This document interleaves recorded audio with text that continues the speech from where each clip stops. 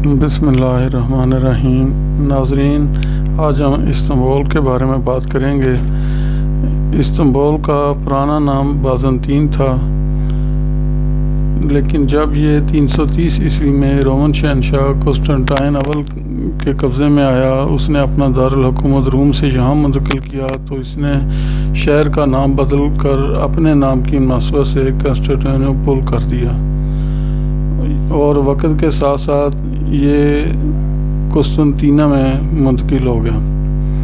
جب مسلمانوں نے اس پر قبضہ کیا تو اس کا نام بدل کر استنبول رکھ دیا گیا۔ یہ قسطنطینیہ چوتھی سے لے کر 13ویں صدی تک رومن امپائر کے قبضے میں رہا۔ اس شہر نے نہایت ترقی کی، وہ منازل طے کی کہ اس دوران دنیا کا کوئی اور شہر اس کی برابری کا دعویٰ نہیں کر سکتا تھا۔ اپنے وقت کا یہ ایک جدید ترین شہر تھا۔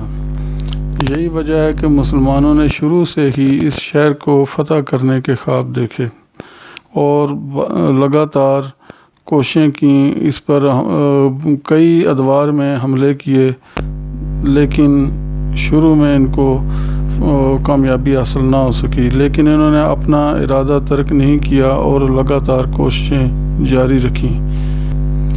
بالآخر سلطنت عثمانیہ کے سلطان محمد نے اپنی سرکردگی میں تقریباً مسلمانوں کی 700 سالہ جدوجہد کے بعد بالآخر قسطنطنیہ کو فتح کیا۔ قسطنطنیہ کی فتح محض ایک شہر پر ایک بادشاہ کے اقتدار کا خاتمہ اور دوسرے کے اقتدار کا آغاز نہیں تھا۔ اس واقعے کے ساتھ ہی دنیا کی تاریخ کا ایک باب ختم ہوا اور دوسرے کی ابتدا ہوئی تھی۔ ایک طرف 27 قبل مسیح میں قائم ہونے والی رومن امپائر 1480 برس تک کسی نہ کسی شکل میں برقرار رہنے کے بعد اپنے انجام کو پہنچی تھی، تو دوسری طرف عثمانی سلطنت نے اپنے نقطۂ عروج کو چھو لیا تھا، اور وہ اگلی 4 صدیوں تک 3 براعظموں ایشیا، یورپ اور افریقہ کے بڑے حصوں پر بڑی شان کے ساتھ حکمرانی کرتے رہے تھے۔ 1453 ہی وہ سال ہے جسے قرون وسطیٰ مڈل ایجز کا اختتام اور جدید دور کا آغاز بھی سمجھا جاتا ہے۔ یہی نہیں بلکہ فتح قسطنطنیہ کو فوجی تاریخ کا ایک سنگ میل بھی قرار دیا جاتا ہے، کیونکہ اس کے بعد ثابت ہو گیا کہ اب بارود کے استعمال اور بڑی توپوں کی گولہ باری کے بعد فصیلیں کسی شہر کے لیے تحفظ کے لیے ناکافی ہیں۔ شہر پر ترکوں نے قبضے کے بعد یہاں سے ہزاروں کی تعداد میں یونانی بولنے والے شہری بھاگ کر یورپ اور خاص طور پر اٹلی کے مختلف شہروں میں جا بسے۔ اس وقت یورپ تاریک دور سے گزر رہا تھا اور قدیم یونانی تہذیب سے کٹا ہوا تھا، لیکن اس تمام عرصے میں قسطنطنیہ میں یونانی زبان اور ثقافت بڑی حد تک برقرار رہی تھی۔ یہاں پہنچنے والے مہاجروں کے پاس ہیرے جواہرات سے بیش قیمتی خزانہ تھا۔ ارسطو، افلاطون، بطلیموس، جالینوس اور دوسرے حکماء اور علماء کے اصل یونانی زبان کے نسخے ان کے پاس تھے۔ ان سب نے یورپ میں قدیم یونانی روم کے احیاء میں زبردست کردار ادا کیا تھا۔ مورخین کے مطابق انہی کی وجہ سے یورپ میں نشاط ثانیہ کا آغاز ہوا، جس نے آنے والی صدی میں یورپ کو باقی دنیا سے سبقت لینے میں مدد دی، جو آج بھی برقرار ہے۔ ناظرین، 29 مئی 1453 وہ دن تھا، وہ تاریخ تھی جس تاریخ کو عثمانیوں نے استنبول پر قبضہ کیا تھا۔ اس وقت ایک مورخ وہاں موجود تھا، وہ سارے حالات دیکھ رہا تھا اور اس نے یہ قلم بند کیا اس وقت کا سارا واقعہ جو بھی اس کی نظروں کے سامنے ہوا، اور وہ لکھتا ہے کہ رات کا 1:30 بجا ہے، دنیا کے ایک قدیم اور عظیم شہر کی فصیلوں اور گنبدوں پر سے 19ویں قمری تاریخ کا زرد چاند تیزی سے مغرب کی طرف دوڑا جا رہا ہے، جیسے اسے کسی شدید خطرے کا اندیشہ ہے۔ اس زوال مادہ چاند کی ملگجی روشنی میں دیکھنے والے دیکھ سکتے ہیں کہ شہر کی فصیلوں کے باہر فوجوں کے پرے منظم مستقل مزاجی سے کٹے ہو رہے ہیں۔ ان کے دل میں احساس ہے کہ وہ تاریخ کے فیصلہ کن موڑ پر کھڑے ہیں۔ یہ شہر قسطنطنیہ موجودہ نام استنبول ہے اور فصیلوں کے باہر عثمانی فوجی آخری اللہ بولنے کی تیاری کر رہے ہیں۔ عثمانی توپوں کو شہر پناہ پر گولے برساتے ہوئے 47 دن گزر چکے ہیں۔ کمانڈروں نے خاص طور پر 3 مقامات پر گولہ باری مرکوز رکھ کر فصیل کو زبردست نقصان پہنچایا ہے۔ 21 سالہ عثمانی سلطان محمد ثانی غیر متوقع طور پر اپنی فوج کے اگلے مورچوں پر پہنچ گئے ہیں۔ انہوں نے فیصلہ کر لیا ہے کہ حتمی یلغار فصیل کے میسوٹیکون کہلائے جانے والے وسطی حصے سے کی جائے گی، جس میں کم از کم 9 شکاف پڑ چکے ہیں اور خندق کا بڑا حصہ پاٹ دیا گیا ہے۔ سر پر بھاری پگڑی باندھے طلائی خلعت میں ملبوس سلطان نے اپنے سپاہیوں کو ترکی زبان میں مخاطب کیا: میرے دوستوں اور بچوں، آگے بڑھو، اپنے آپ کو ثابت کرنے کا لمحہ آ گیا ہے۔ اس کے ساتھ ہی نکاروں، کرنوں، طبلوں اور بیگلوں کے شور نے رات کی خاموشی کو تار تار کر دیا، لیکن اس کان پھاڑتے شور میں بھی عثمانی دستوں کے فلک شگاف نعرے صاف سنائی دیے جا سکتے تھے، جنہوں نے فصیل کے کمزور حصوں پر حلہ بول دیا۔ ایک طرف خشکی سے اور دوسری طرف سمندر میں بحری جہازوں پر نصب توپوں کے دہانوں نے آگ برسانا شروع کر دی۔ بازنطینی سپاہی اس حملے کے لیے فصیلوں پر تیار کھڑے تھے، لیکن پچھلے 1.5 ماہ کے محاصرے نے ان کے حوصلے پست اور اعصاب شکستہ کر دیے تھے۔ بہت بڑی تعداد میں شہری بھی ان کی مدد کے لیے فصیلوں پر آ پہنچے اور پتھر اٹھا کر نیچے اکٹھا ہونے والے حملہ آوروں پر پھینکنا شروع کر دیے۔ دوسرے اپنے قریبی چرچ کی طرف دوڑے اور گڑ گڑا کر مناجاتیں شروع کر دیں۔ پادریوں نے شہر کے متعدد چرچوں کی گھنٹیاں پوری طاقت سے بجانا شروع کر دیں، جن کی ٹناٹن نے ان لوگوں کو بھی جگا دیا جو ابھی تک سو۔ روشنی پھیلنے تک ترک سپاہی فصیل کے اوپر پہنچ گئے۔ اس دوران اکثر دفاعی فوجی مارے جا چکے تھے۔ ان کا سپہ سالار جیوانی جسٹینیانی شدید زخمی ہو کر میدان جنگ سے باہر ہو چکا تھا۔ جب مشرق سے سورج کی پہلی کرن نمودار ہوئی تو اس نے دیکھا کہ ایک ترک سپاہی کرکو پورتا دروازے کے اوپر نصب بازنطینی پرچم اتار کر اس کی جگہ عثمانی جھنڈا لہرا رہا ہے۔ سلطان محمد سفید گھوڑے پر اپنے وزراء اور عمائد کے ہمراہ حاجیہ صوفیہ پہنچے۔ صدر دروازے کے قریب پہنچ کر وہ گھوڑے سے اترے اور گلی سے ایک مٹھی خاک اٹھا کر اوپر کی جانب پھینک دی۔ ان کے ساتھیوں کی آنکھوں سے آنسو جاری ہو گئے۔ مسلمان 700 سال کی جدوجہد کے بعد بالآخر قسطنطنیہ کو فتح کرنے میں کامیاب ہو چکے۔ شہر پر قبضہ جمانے کے بعد سلطان نے اپنا دارالحکومت ادرنا سے قسطنطنیہ استنبول منتقل کر دیا اور خود اپنے لیے قیصر روم کا لقب منتخب کیا۔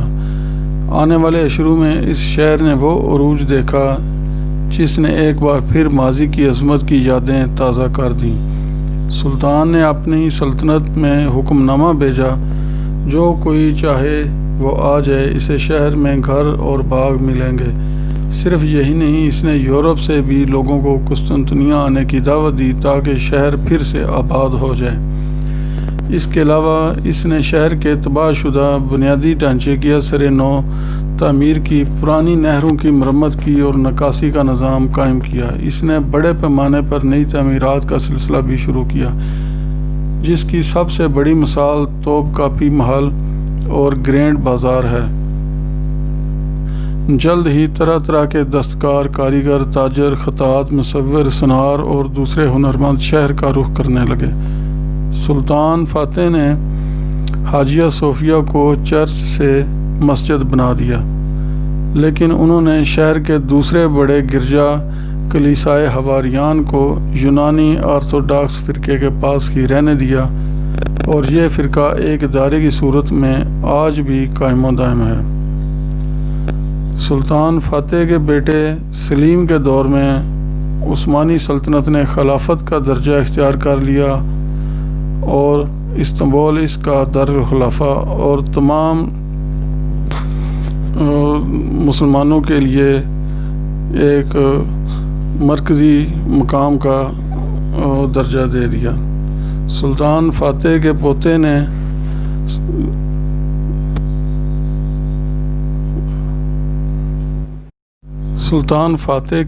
سلیمان علی شان کے دور میں قسطنطنیہ نے نئی بلندیوں کو چھو لیا۔ یہ وہی سلیمان ہیں جنہیں مشہور ترکی ڈرامے میرا سلطان میں دکھایا گیا ہے۔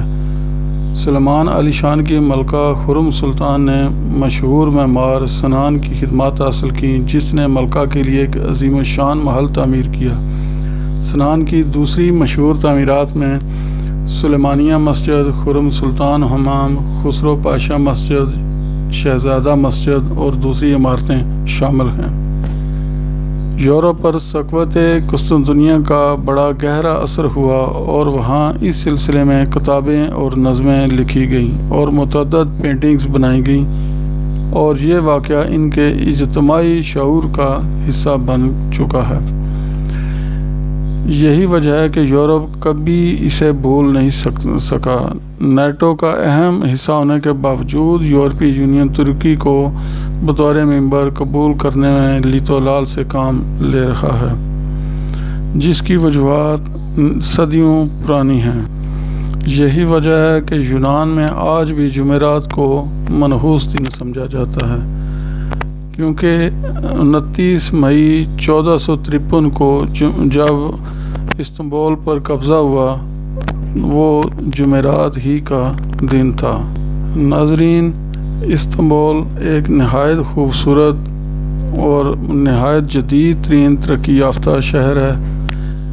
اس میں ہر ملک سے بے شمار تارکین وطن یورپ جانے کے لیے گزرتے ہیں، یہاں رہتے ہیں، لیکن یہاں کے لوگ کبھی بھی آنے والوں سے بیزار نہیں ہوئے۔ انہوں نے لوگوں کو خوشی خوشی قبول کیا اور ان کے انسانی حقوق کو اہمیت دی، اور انہوں نے کبھی کسی آگے جانے والے کے راستے میں رکاوٹ پیدا نہیں کی۔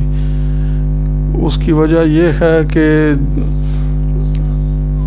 مسلمان اور خاص طور پر سلطنت عثمانیہ کے وارث استنبول کے شہری اس بات پر یقین رکھتے ہیں کہ تمام انسان برابر ہیں، اور یہ ایک نہایت روادار اور پرامن شہر ہے۔ لہٰذا یہاں پر ہر طبقہ فکر کے لوگ ہر ملک سے نہایت بے فکری اور پرامن طریقے سے زندگی گزار رہے ہیں۔ یہاں پر باغ ہیں، لوگوں کے گھومنے پھرنے کے لیے پارک ہیں، سمندر میں سیر و تفریح کی بہت شاندار لوکیشنز ہیں، کاروبار کے لیے نہایت وسیع و ریز فیکٹریاں اور کمپلیکسز ہیں، جہاں پر روزگار کے لیے بے شمار لوگ باہر سے آ کر اپنا گزر اوقات کرتے ہیں۔